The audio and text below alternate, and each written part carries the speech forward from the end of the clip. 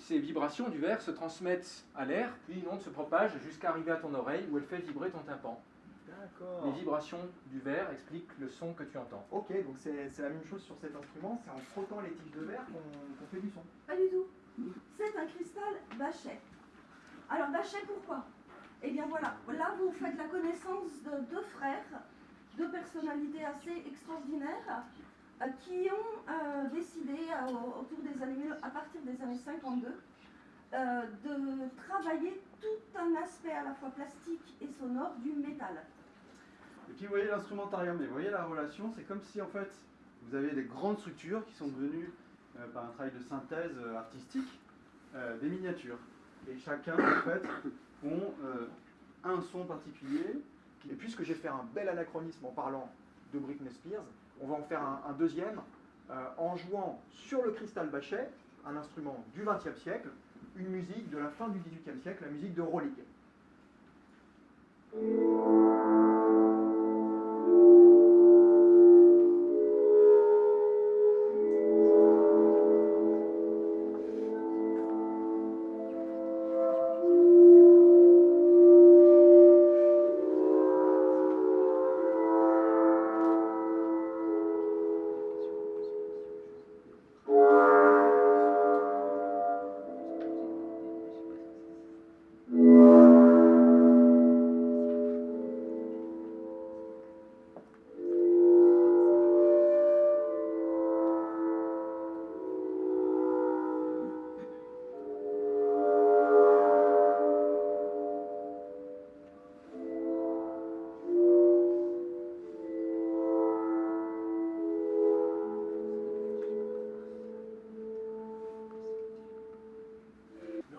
Géant.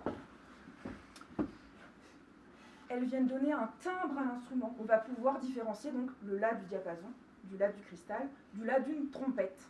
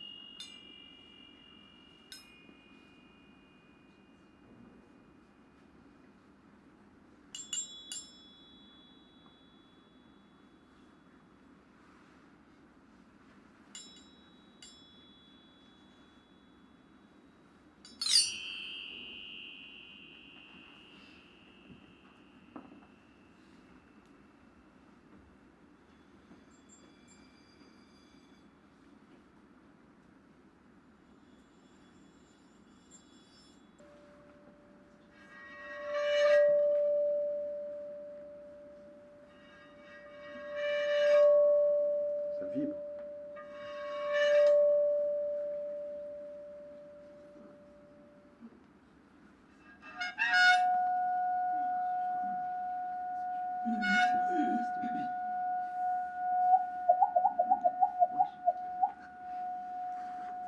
Une expérience scientifique qui date un peu maintenant, hein. Elle a été mise au point à la fin du XVIIIe siècle par un physicien, mathématicien, acousticien allemand qui s'appelle Ernest Chladni.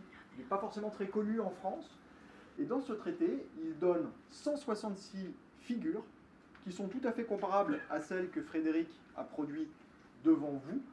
Et donc sur la plaque se trouve en fait une collection de nœuds, de lignes de nœuds, on appelle ça des lignes nodales.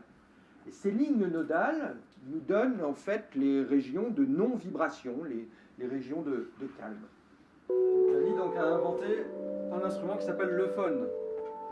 Il en a inventé d'autres. On va en voir un autre qui s'appelle le clavicilindre.